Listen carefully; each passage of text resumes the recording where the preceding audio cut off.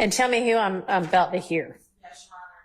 And contact, this is again Mr. Copeland calling his girlfriend on three-way, but at this point he has asked his girlfriend to call Detective Gaither, and so the portion that you're hearing is Mr. Copeland and Detective Gaither on the phone. Okay. I'm going to start at 4:47. Everything. Like, I'm not going to sit here and promise you, like, you're going to get out of jail next week or in 2 weeks. All that. Like I told you, you gave us a lot of good information, but we got to still do our job. We're not just taking your word for the gospel just because it's coming from you. We still got to investigate shit. So all of that will be taken into consideration at the end of the day. So my brother, like I said, do your brother know what? That set up for the feds could touch him. I'm not talking to nobody about your case but to you and who you got on the phone. Yeah. That's up to y'all. Like, we don't do that. I'm saying, so is they trying to work with me though? Is they gonna try to work something out? I can't say what they gonna do. Like I said, everything that you told us, we want to speak with you again. All of that will be taken into consideration. That's what she told the ATF agent when we first came in, the lady.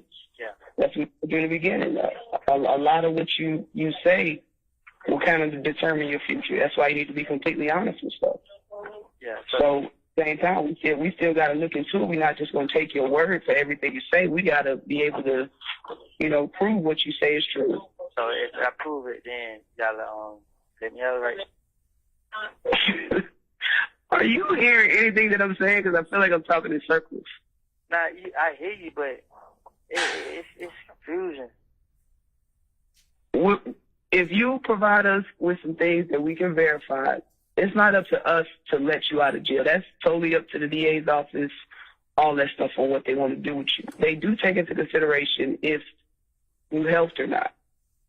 And so far, it appears as if you've helped, but we still have to do our job and investigate. Yeah. So I still got state judge and the. And I conclude at 6:53. Okay. And so what is at issue? What statements specifically are at issue? Detective Gaither's statements, bolstering so far. You've helped. We still have to corroborate, but so far this was helpful. I don't know what the right word is. And I believe that that's bolstering his statements. All right. And what does the state say to that? Sure. Yeah, we don't know what he's going to say on the stand.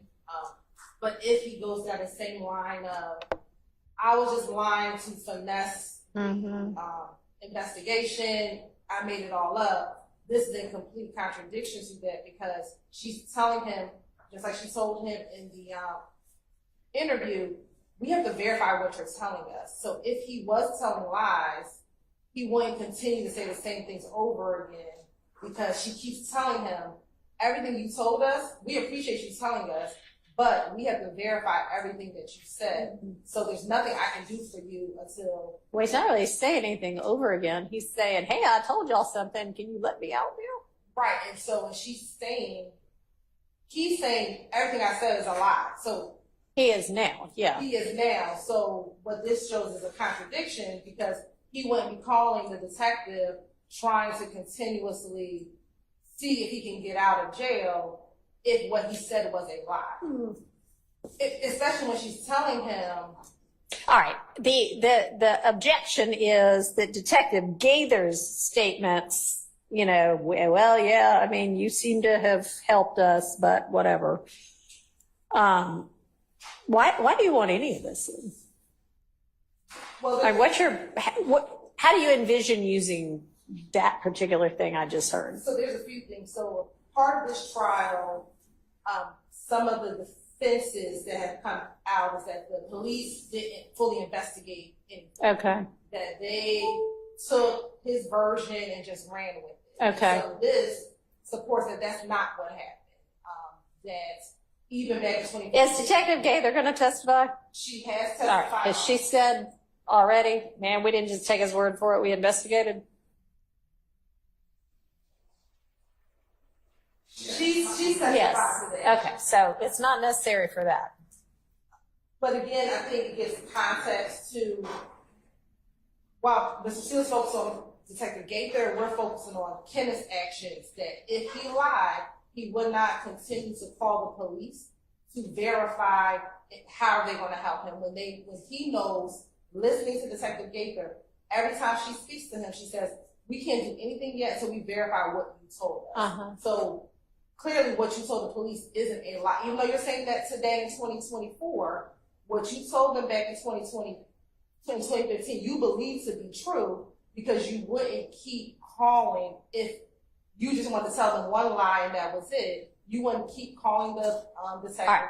So let me ask you this. If what you want that in, or those portions in for, is Mr. Copeland's, hey, y'all, come on, I gave you the truth. Let me out now. Is there some way that you could redact that where we don't hear big chunks of Detective Gaither saying something she's already said on the stand anyway, which is, I got to verify this stuff? See what you can do, okay? We can see what Okay. you think would be out of power. Well, I mean, We'll see. I don't know. Judge, if I may, Yes. again, putting everything in context and thinking back to some of the testimony that Mr. Copeland had put forth previously. You know, the state's position that he just put to the court as well.